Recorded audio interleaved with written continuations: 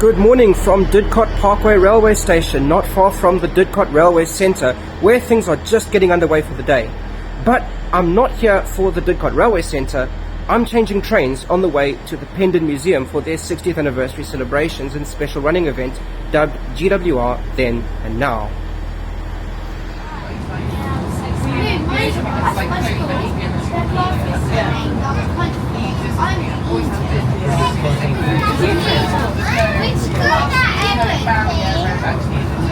The next station is Cotswolds. This is a Great Western Railway service to Oxfordshire.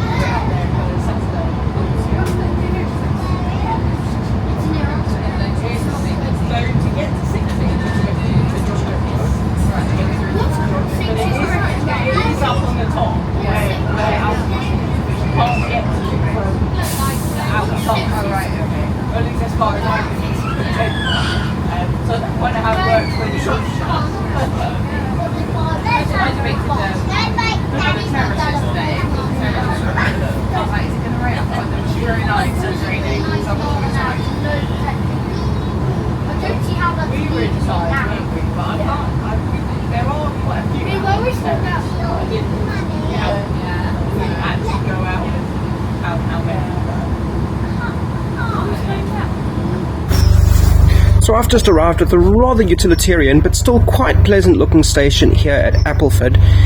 And you may have noticed some of my stock footage compilations on YouTube, which I have been putting together of videos that I've taken mainly for my podcast, Michael's Mission.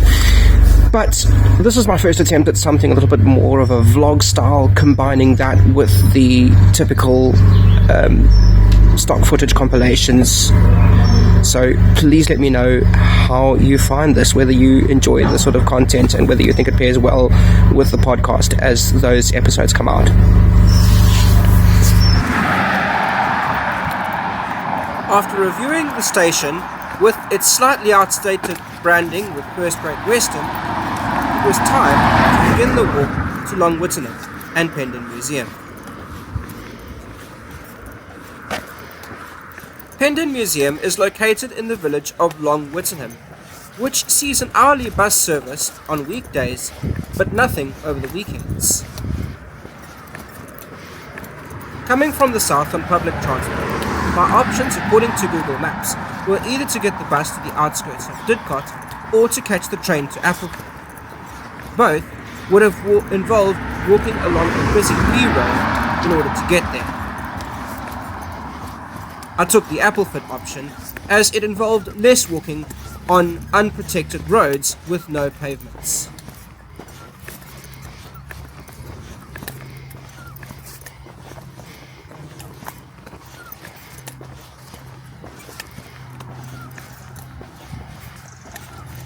Both routes would have converged on National Cycle Route 5, Ledries Lane, which in fact runs all the way to Didcot. But Google Maps doesn't show you the it as an option, and I just didn't think of it, such as navigating public transport by Google Maps.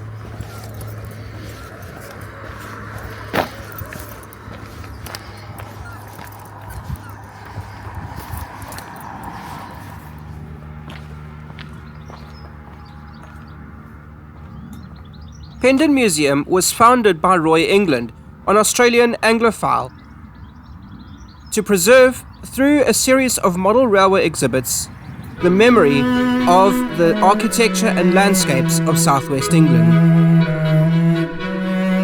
The first major exhibit we come to is Madder Valley, built in the 1930s by pioneering railway modeller John Aham. Its aging systems and historical value prevent its operation more than a handful of times each year. The remainder of the model exhibits were purpose-built for the Pendon Museum.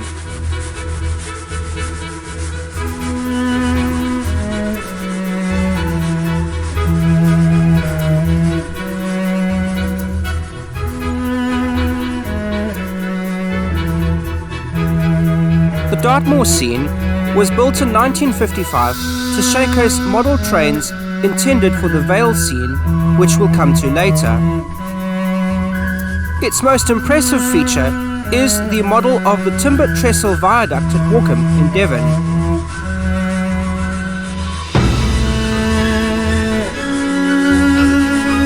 This is located on a branch line which joins the main line at a small wayside junction.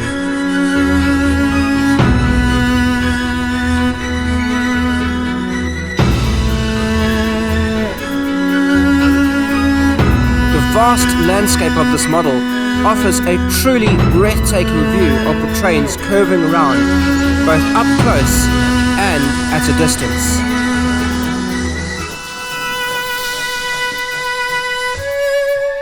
The main line forms a continuous loop which also passes through the Dawlish Sea Wall scene, which we will see at the end of the museum tour. And thus, we could also see the special train sequence on this model exhibit as well as on the Dawlish Sea Wall, albeit that the latter was the primary intended viewing point for the special sequence. Normally, the main line operates a sequence typical of the Great Western Railway in the 1930s.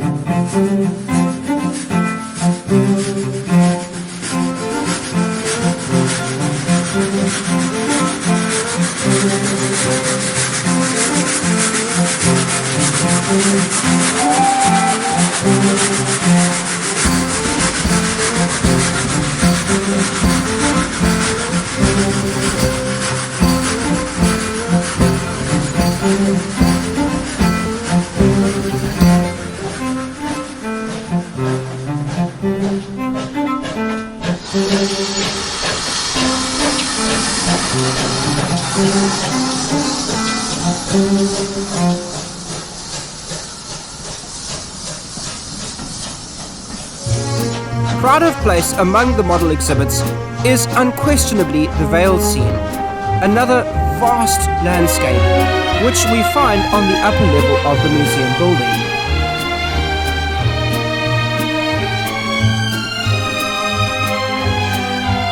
The model is set in the Cotswolds in the Vale of White Horse, along the Great Western Main Line connecting London and Bristol.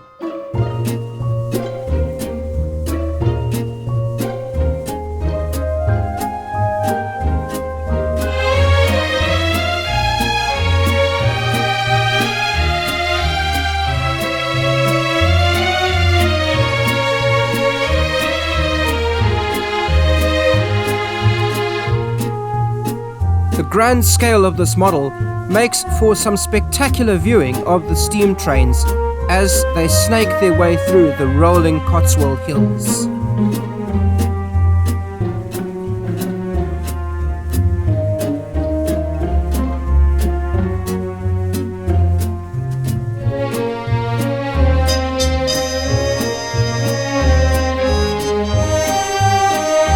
A variety of locomotives and rolling stock from different railway companies makes its appearance along the route, illustrating the typical railway scene in this era in this area.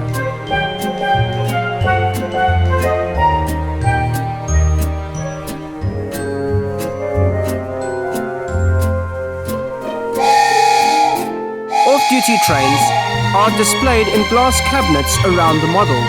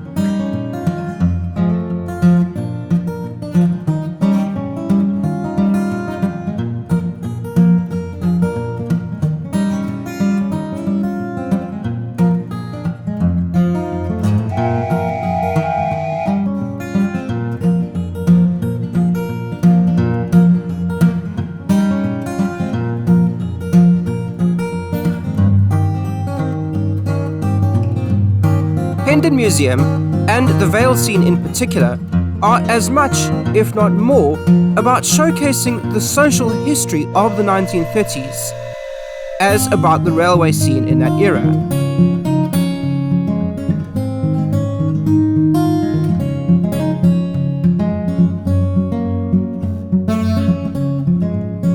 Crucial to this is the village of Pendon Parva, a small rural village perched atop a hill and served by a wayside station down the road. Though the overall setting is fictitious, all of the buildings are based on real-life examples recorded by Mr. England. These were chosen specifically because they were in the process of being changed, remodeled, or demolished.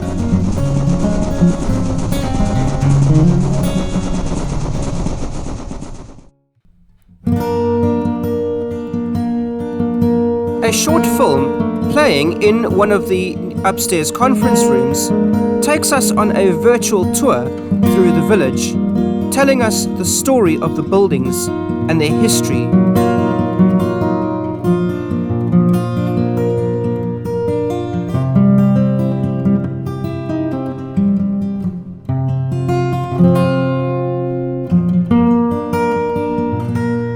Especially for the 70th anniversary celebrations, a number of buildings which did not make it onto the model were also on display.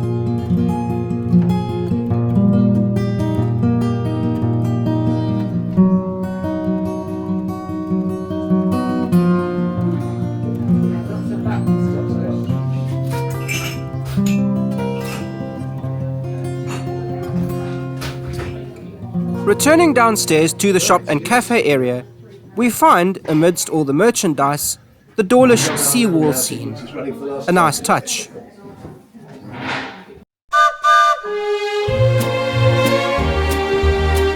This was the intended viewing area for the special GWR Then and Now train sequence.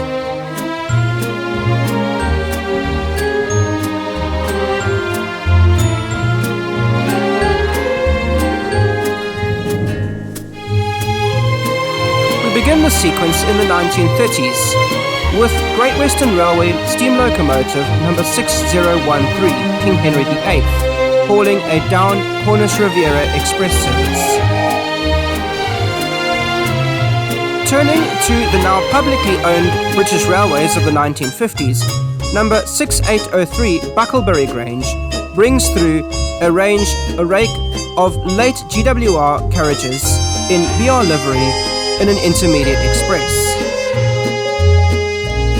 As the sequence could be seen on both the Dawlish Sea Wall and Dartmoor scenes, footage from both are included here. This does unfortunately mean that some of the timings were a little bit strange on the Dartmoor scene, and an Intercity 125 high-speed train puts in an early appearance.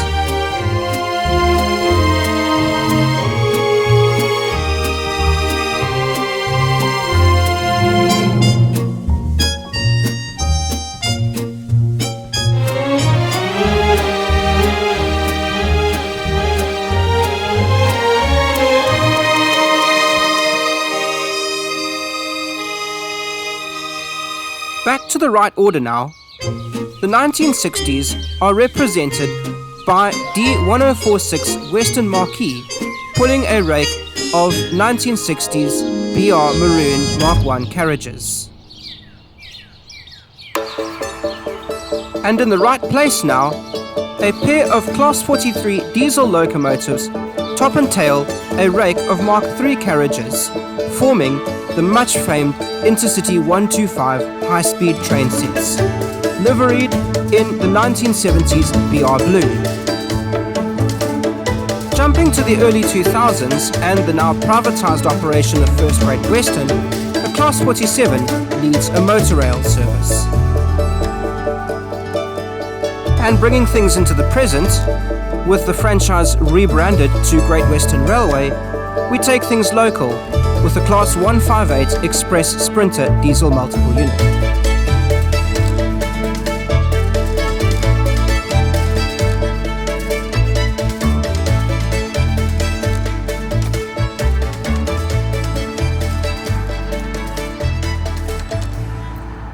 And with that, the day was over. Time to hit the trail home. I wasn't about to tackle that nasty curve into Appleford again. So, with more time on my hands and a little online research, I chose instead to continue along the NCR5 all the way into Didcot.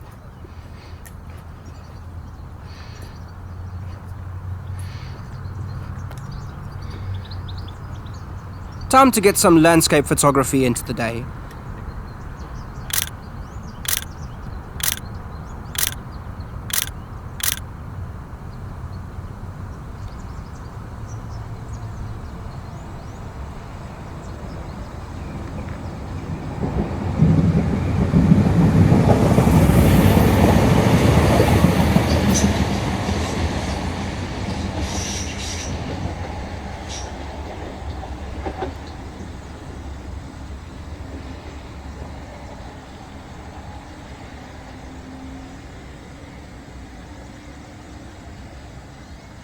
After watching my train go by, or at least what would have been, had I walked to Appleford, I continued on my way, looping around the north and west of Didcot Parkway, passing the clubhouse of the Great Western Railway Society.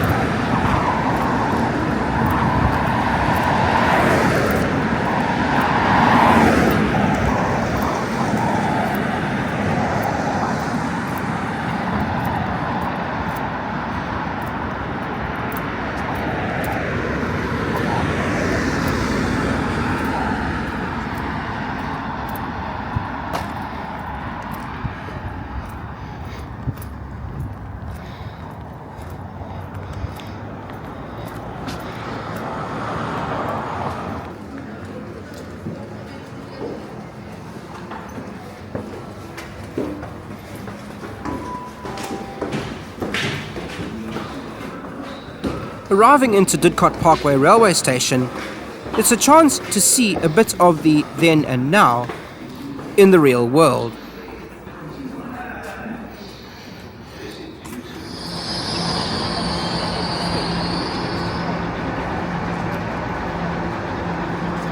As much as I do have a soft spot for a bit of nostalgia, I do have to acknowledge the benefits of progress, especially with GWR, which has some of the best passenger information and wayfinding I've seen on a railway. Not that my railway travels have taken me all that far, at least in comparison to some. But even with all this progress, it's still great to see that we can still make some space for memories of the then, even on a modern railway network.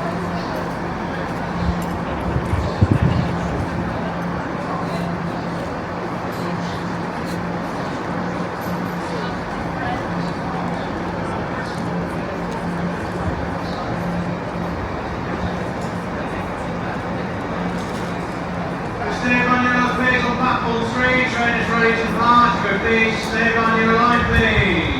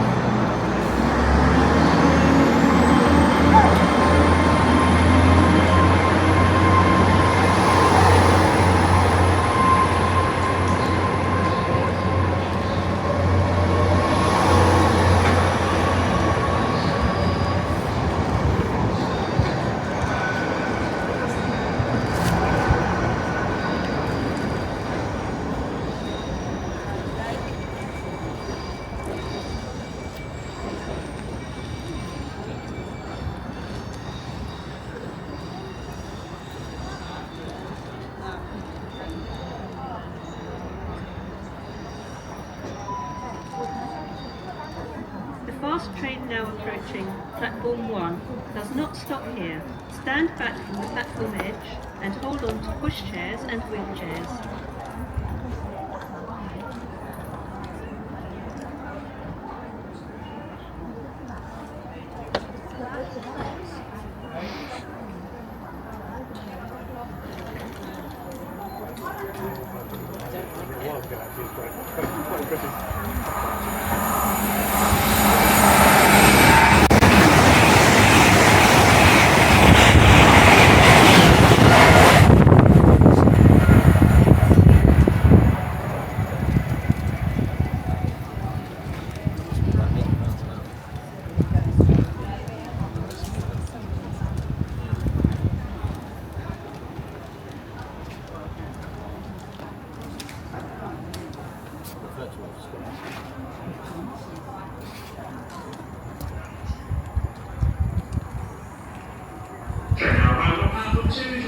Still on Paddington, Corning and Reading, and London Paddington. This train is formed of 8 coaches. First class and catering will be available on the train.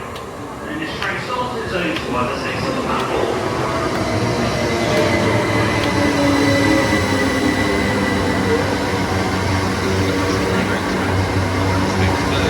Thursday the 18th of July, trains between London and South Wales will be diverted by Gloucester engineering works in the Southern Tunnel.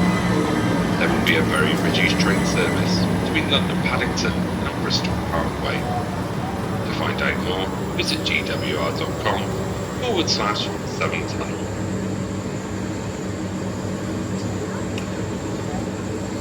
The next train on platform number 1 is the 1811 Cheltenham Express to Cheltenham Spa. The service will of course be calling at Swindon, Kemble, Stroud, Stonehouse, Gloucester and Cheltenham Spa. From the 5 coaches, rear 1 1/4 coaches is your first class seating, that's within zones 8 and 9. Once again, rear 1 1/4 coaches, first class seating within zones 8 and 9. Front 3 3/4 coaches of this train is standard class seating, zones 5, 6 and 7. Once again, you'll need zones 5, 6 and 7 for your standard class seating. Cycle spaces within zone 6 and wheelchair facilities at the rear of the train in zone 9. Once again, next train to on platform number 1 is the 1811 Cheltenham Express service to Cheltenham Spa. Calling at Swindon, Kemble, Stroud, Stonehouse, Gloucester and of course Cheltenham Spa. Also, any customers left a clear plastic water bottle at the top of the stairs? If so, I have it in my hand right now. Any passengers platform 1 left a plastic water bottle from the top of the stairs? No?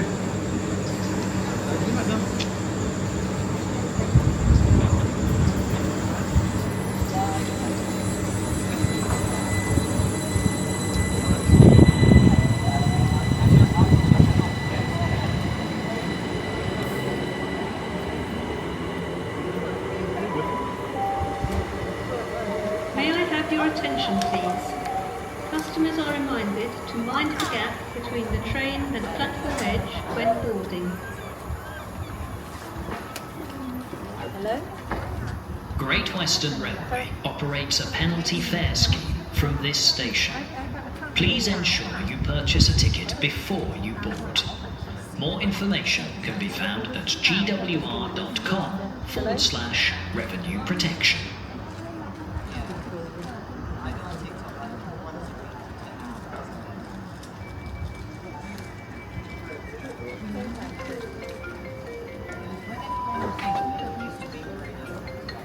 Train now approaching platform 1 is your 1811 Cheltenham Express service to Cheltenham Spa. Can I please stay behind the yellow line at all times till the train comes to a complete stop? Mind the gap between the train and platform when boarding, and leave space for passengers who will be alighting this service. Okay, train just arriving on to platform 1 is the 1811 Cheltenham Express service to Cheltenham Spa.